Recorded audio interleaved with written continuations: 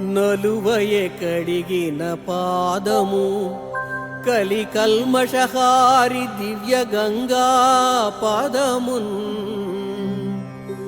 నలినభిషిక్తము సేయగా పొరి పొరి నేనెంత వాడ మోహన రూపా మోహన రూపా.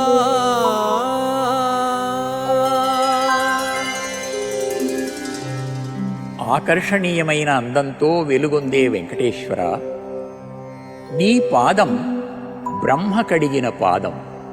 అంటే బ్రహ్మదేవుని నివాసస్థానమైన సత్యలోకం వరకు పెరిగిన మహాపాదం.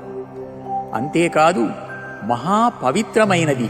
ఎందుకంటే కలియుగంలో కలిగే పాపాలనన్నింటినీ హరించివేసే దివ్యమైన గంగానదికి జన్మస్థానం ఆ పాదమే.